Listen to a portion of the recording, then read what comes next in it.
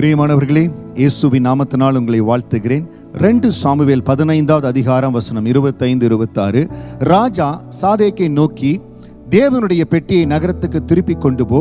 கர்த்தருடைய கண்களில் எனக்கு கிருபை கிடைத்ததானால் நான் அதையும் அவர் வாசஸ்தலத்தையும் பார்க்கிறதுக்கு என்னை திரும்பி வர பண்ணுவார். அவர் உன்மேல் எனக்கு பிரியமில்லை என்பாராகில், இதோ இங்கே இருக்கிறேன். அவர் தம்முடைய பார்வைக்கு நலமானபடி எனக்கு செய்வாராக என்றான். தாவீது எதிர்பாராத ஒரு திருப்பம் அவருடைய வாழ்க்கையில கடந்து வந்தது.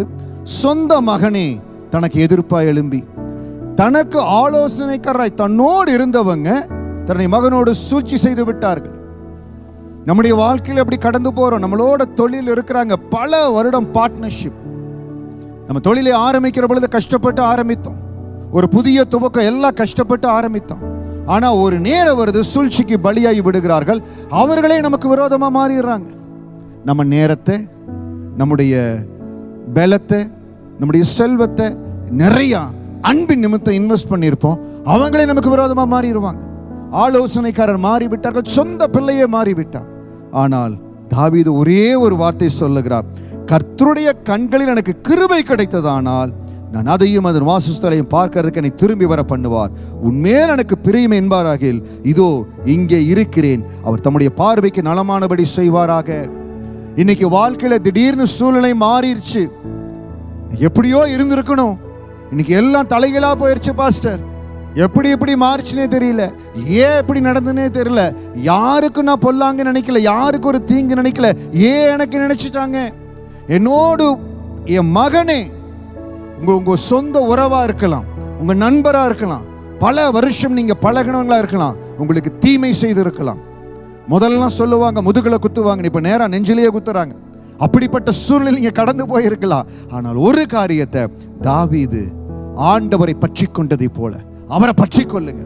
ஆண்டவரே, நான் உங்களுக்கு முன்பாக இருக்கிறேன், உங்க கண்ணில் கிருபை கிடைத்ததானால் I totally depend on you master. உங்களை மட்டுமே சார்ந்து கொள்ளுகிறேன். என்னை பத்தி உங்களுக்கு நல்லா தெரியும்.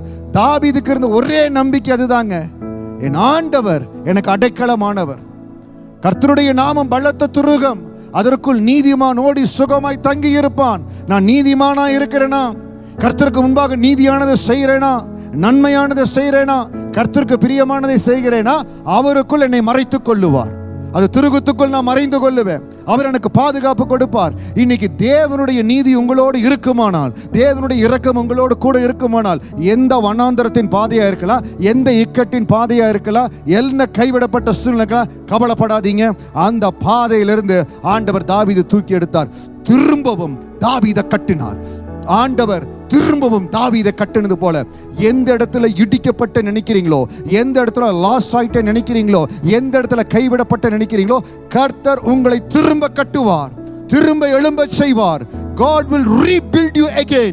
இந்த தடவை ஆண்டவர் உங்களை கட்டி எழுப்புகிற பொழுது மகிமையின் மேல் மகிமையாய் கட்டுவார். முன்பு இருந்த அபிஷேகத்தை காட்டிலும் பல மடங்கு அபிஷேகத்தோடு கர்த்தர் உங்களை பயன்படுத்துவார். முன்பு உங்க தொழிலில் இருந்த அந்த எல்லைகளை காட்டிலோ பெரிய எல்லைகளை ஆண்டவர் காண செய்வார். முன்பு இருந்த நிலைமையை காட்டிலோ நீங்க ஆசீர்வாதமா தான் இருக்க போறீங்க, குறைந்து போக போறதில்லை. தாவீதை திரும்ப கட்டினேன் ஆண்டவர் உங்களை திரும்ப கட்டுகிறார், உயர்த்துகிறார், உங்களை பலப்படுத்துகிறார். தைரியமா சொல்லுங்க, என் ஆண்டவர் என்னை திரும்ப கட்ட போறார். இந்த திரும்ப கட்டுதனுடைய அபிஷேகம் உங்கள் மேல் கடந்து வருகிறது. அந்த ஆசீர்வாதம் உங்க மேல கடந்து வருது. கர்த்தருடைய கண்கள் உங்க மேல் நோக்கமா இருக்குதுங்க. தைரியமா சொல்லுங்க, அப்பா உங்களை ஆசீர்வதிப்பார், பலப்படுத்துவார். God bless you.